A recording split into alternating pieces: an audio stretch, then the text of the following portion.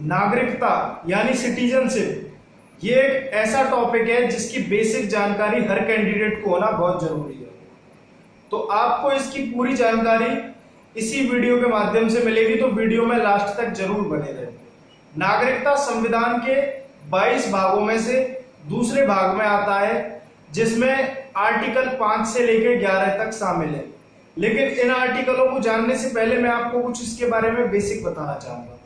हम में से ज्यादातर लोग ये सोचते हैं कि हमें जो भारत की नागरिकता है वो जन्म के आधार पर मिली है, लेकिन ऐसा सोचना हमारा गलत है, क्योंकि जन्म के आधार पर नागरिकता भारत में 1986 से पहले दी जाती थी।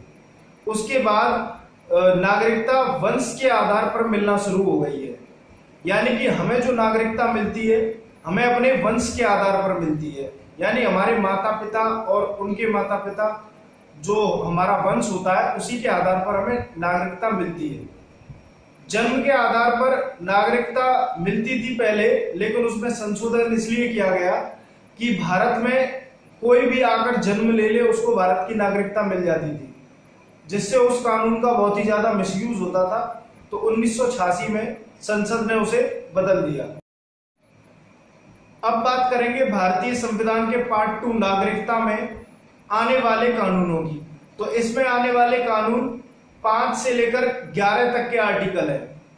तो 5 आर्टिकल हमें ये बताता है कि 26 जनवरी 1950 को जब संविधान लागू हुआ तो उस समय जो भी लोग भारत के अंदर थे उन सभी को भारत की नागरिकता दे दी गई।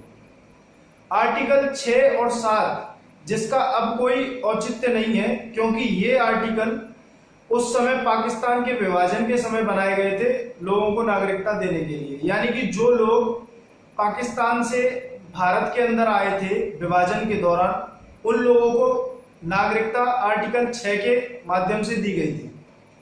और जो लोग भारत से पाकिस्तान चले गए लेकिन उनका मन नहीं लगा या कुछ महीने बाद किसी कारणवश वो वापस लौट कर आ गए तो उनको नागरिकता आर्टिकल 7 के थ्रू दी गई थी।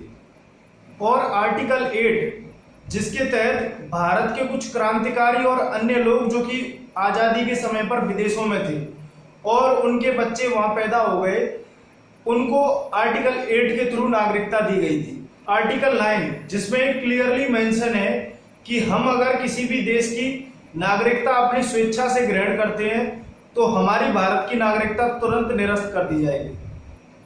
आर्टिकल 10 हमें बताता है कि हम जब तक कोई देश विरोधी गतिविधि या फिर कोई ऐसा कार्य नहीं करते हैं जो कि अन्यथा है, तब तक हमारी नागरिकता को कोई भी शक्ति निरस्त नहीं कर सकती।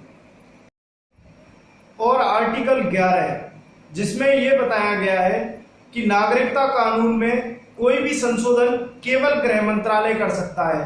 और जैसा कि अभी 2019 में गृह मंत्रालय ने CAA के थ्रू बदलाव किया था नागरिकता कानून।